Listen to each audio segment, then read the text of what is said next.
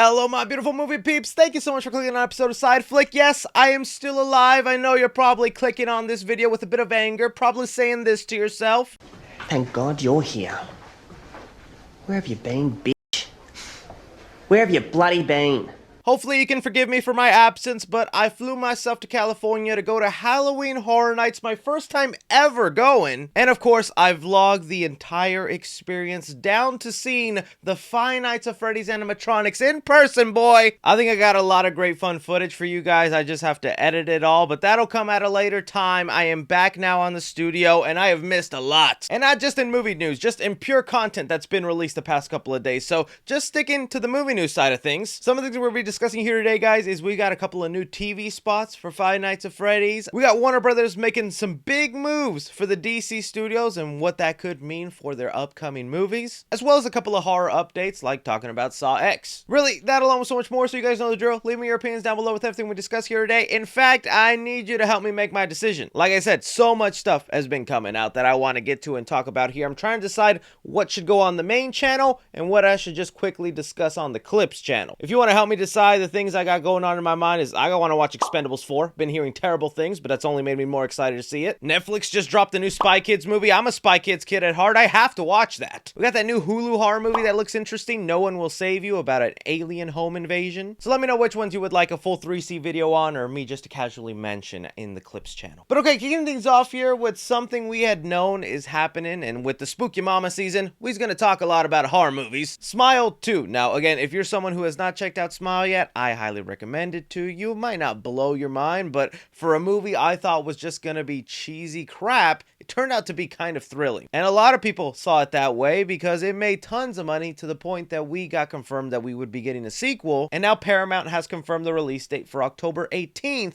2024. I'm really hoping that this sequel jumps off where the last one left off. That way we can have a certain person as the main character for the new movie. Won't spoil it if you haven't seen it, but the person who ends up alive at the end of the first movie, I'm like, they deserve a movie. Why have they not gotten their starring role yet? So anyways, that's just kind of cool to know. But the other cool thing about it is Paramount is making some strong moves in the horror field. In fact, I've been hearing a couple of mumblings of things Paramount is working on, and that's going to be a spooky video for another time. But we saw, just like a couple months ago, they created a whole horror division because horror movies are just freaking profitable, man. So Paramount, man, get used to them busting out more horror movies because they got them coming. Like that Pet Sematary sequel. Dang, I gotta add that to the list of things I need to review. Moving on from there, talking a little bit about Saw X. Now, that's another thing I have coming up for you guys. I've already sat down and started filming my review series of the past Saw movies. That's why I got like a little Saw row going on here. Pig mask, the Billy mask, and a Billy puppet. Those have just become kind of hard to edit because I have to censor around a lot of the gore in the franchise. So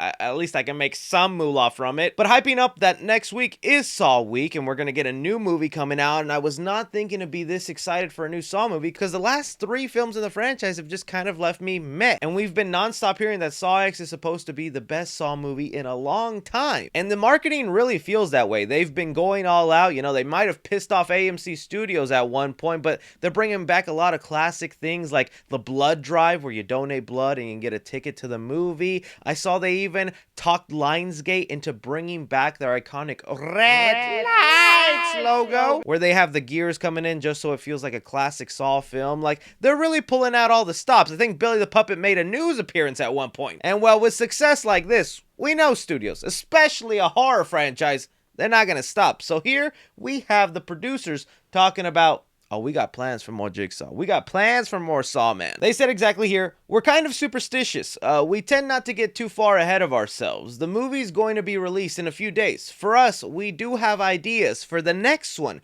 We haven't put pen to paper, but this is his story. We really wanted it to be John Kramer's story and tell a John Kramer story. So the first 30 minutes of this movie, he's John Kramer. You don't have any hint of Jigsaw. Putting the John Kramer details aside, they're already thinking, we got some ideas for the next one. And like rewatching the Saw movies in preparation for the new one, some of those I hadn't seen in a while, there is so much time gap in between a lot of these sequels. Months, sometimes a few years go by. And I feel like that's where the Saw franchise is headed, making these in-between sequels that they're kind of doing with Saw X. Like, who would have thought a sequel set between Saw 1 and 2 would really be that interesting to see, but that trailer and premise hooked me in. There's probably a lot of traps in between a lot of the main storylines of one-off stories that they can now tell. Maybe from the point of view of different apprentices, maybe from Amanda did her own trap, or, maybe Hoffman did something out there. The main reason I kind of want to bring this up is because the thing I've been hating about the last couple of Saw movies is each one of them adds to the story, but never continues the story they set up. Now reverting all the way back to Saw X. Dude, whatever sequel you make, I would like some sort of continuous story. I would hate for the next one just to be completely left in the dark, and then we have 4 previous Saw sequels that just all have unanswered questions and things we'll never know about. But you guys hear this, that they have more plans for more Saw movies. We knew they weren't going to stop. How do you feel about this in-between sequel route that maybe they could do, or you think they just need to wipe the slate clean? Something else, not horror related, but I was like, oh, this is obviously confirming a bunch of rumors we've been hearing. Deadpool 3. We've had Sean Levy here, the director of Deadpool 3, really kind of confirm some rumors we've been hearing about the movie. When discussing, kind of the themes and what the movie is going to be celebrating, he had this to say: Deadpool and Wolverine are iconic Marvel characters. More specifically, iconic Marvel of the Fox era characters. We're not going to pretend, oh, we snap our fingers and suddenly that Fox legacy doesn't exist. It shaped a lot of what we know as the MCU. Fox also shaped Ryan's career, Hugh's career, and my career. So there's a lot of history there, and there's a lot of Marvel history at Fox, and certainly that's a part of our storytelling. If that right there isn't a confirmation that all the Fox Universe Marvel characters that we saw in the early 2000s are gonna make some sort of appearance in Deadpool 3, I don't know what is. We've been hearing, maybe the Fantastic Four with Chris Evans and that team will pop up in here. That'd be fun. Then we got the early day X-Men's, with Patrick Stewart and Ian McKellen. And now with the director saying that Deadpool 3 is basically celebrating that Fox legacy, those early cheesy superhero movies that kind of paved the way for the MCU to eventually be born. Yeah, that's kind of cool. I think that's a great way to look at it, especially with the people who were complaining whenever they saw that set photo or video of the Fox logo just dead there, since, Fox Studios isn't really a thing now since it's owned by Disney and it's just 20th Century Studios. People were like, oh, that's in bad taste. People lost their jobs. A conglomerate bought it. But maybe it's not really just a joke making fun of Fox Studios falling. It's saying here it's a celebration. So I think that's kind of cool. And yo, bring in those other men, man. Daredevil, we've been hearing Ben Affleck won't show up. You got Elektra in there. I need still some guy in that red leather suit popping up. Let me know what you guys think about Sean Levy basically confirming Deadpool 3 is a celebration of the Fox universe. Moving on here, talking about DC Studios, something kind of technical, but I found just so interesting. We had an article by the Hollywood Reporter come out saying DC Studios to get new production Batcave as Warner Bros. Plans soundstage expansion in Livingston? Hopefully I pronounced that right. And basically what they're discussing here is that DC Studios has decided to plant their feet in the UK and expand out their sound stages. Reading specifically, it says here, Warner Bros. Studios Livingston unveiled plans on Thursday to add 10 new sound stages and incorporate 400,000 additional square feet of production and support space. This project is expected to break in the second quarter of 2024 and finish in 2027. So I understand from the consumer point that doesn't sound that interesting, but that's a big deal. They're making DC Studios into these giant sound stages, those things you see at the beginning of the Warner Brothers logo. They want to make 10 more of those, have so much more space, all mostly dedicated to DC. Now, they do mention in this article, it'll time to time be used for other projects, but it's mainly dedicated for DC. That should go to let you know that although they've been kind of struggling, and they had a major flop with The Flash, a movie they were hoping was going to make a lot of money, or even just the previous ones, with Black Adam, Blue Beetle, and who knows what Aquaman 2 does, it's kind of wild to see it as a businessman standpoint saying, these superhero movies that you're betting your money on and you're actually losing money on? Yeah, let's go 10 times harder. Let's build sound stages. Let's pour this money in. We's gonna crank them out and keep flopping them. Now, that's obviously not the mindset they have, but still thinking about that, even though DC superhero movies are flopping and general audiences just aren't that hyped for them the way they are for Marvel movies, Warner Brothers don't care. They're like, nope, James Gunn mentioned this slate. He's got these many TV shows. He's got these many movies he wants to do. we gotta find time to fill them all at the same time. They're gonna ramp up their production and start matching the level of output that Marvel does, where we maybe have 3 DC movies a year with like 2 or 3 shows also. Because right now it looks like they only have the space to put out like maybe 1 or 2 DC movies a year and then a show every other year. So I don't know if this is a good or bad thing. I'm still waiting on Superman Legacy. That is going to be the ultimate test of time to see if this DC universe can withstand, can keep moving forward. I have faith, I have hope, but man, even like I did not expect the Flash to flop that much. I'm not even sure what to expect from Aquaman 2. So I throw it off to you guys. How do you feel about DC? Even though they're seeing their comic book movies struggling, they have faith, they have hope that if they expand out and just put out more content, the people will come. Do you think that's a good plan? Bringing us here to talk about some Five Nights at Freddy's now. Ooh, I'm a little bit more jittery. In fact, some of y'all were complaining, by the way. Thank you if you supported the Halloween video where I went and vlogged and made this fun little set for you guys. I cannot believe how much you supported that video. It means a lot. But some of y'all were pissed I didn't include any FNAF in there. And look, the only Five Nights at Freddy's thing I found was a child's costume, okay? So unless you want me to pay a child actor to stand behind me in a Five Nights at Freddy's suit all the time, not gonna work out. But in my adventures in California, I went into a store and I found myself this gigantic Bonnie. This thing is a beaut, and I will be adding it to the set now. Will that please you, FNAF fans? I got him all unboxed, man. Apparently, Freddy Fazbear's out there somewhere, but I have not been able to find him, so I'm gonna collect them all for sure, because this thing looks awesome. And you think something like this is usually like $100 in the collector category. This was only $30. That's not bad. I don't know where to put them.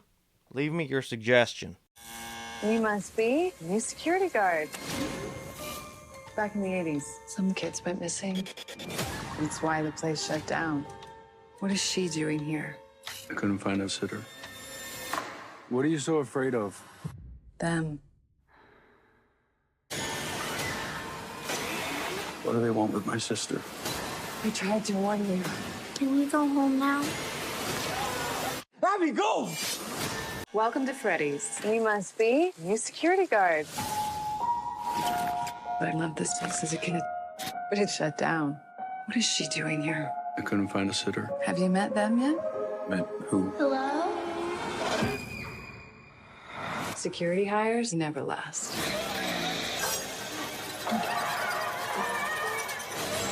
Can we go home now? You must be a new security guard. Have you met them yet? Met who? Freddy. Bonnie. Chica. Foxy. Adorable, aren't they? Hello? Have you met them yet? Met who? Freddy's can get to you. Either way, with these 4 new TV spots, they give us just tidbits of new additional footage. I think my favorite part of some of these TV spots is just the extra seconds of Spring Bonnie, because we're all hoping Matthew Lillard, William Afton, is inside that suit, and I like how fans are even pointing out the parallels to how he walks as Shaggy. Are you challenging me?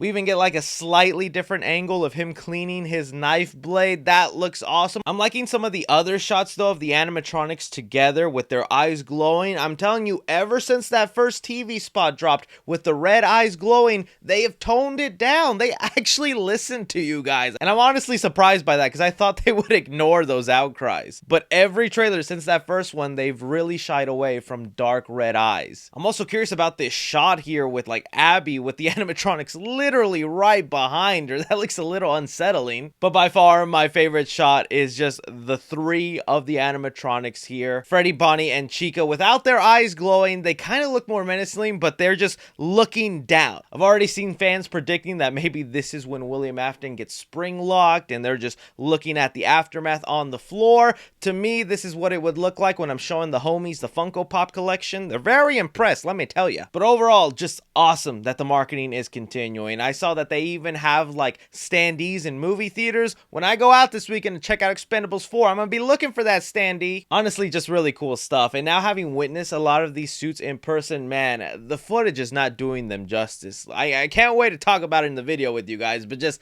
they look marvelous in person. Let me know what you guys think about these 4 new TV spots for Five Nights at Freddy's, anything you might have caught that I missed. But anyways, guys, that's all the movie news we currently have going on right now. I want to thank you so much for taking time out of your day to watch me talk some movie news, especially since I've been gone the past few days. All of you who keep coming back, checking on the channel every day like, ¿Dónde está? I am here, and I am happy that you feel that way for me. But time to get on the grind and make more content for you guys, because that's what I love to do. It's just entertain you. As always, my name's Chris. Take care.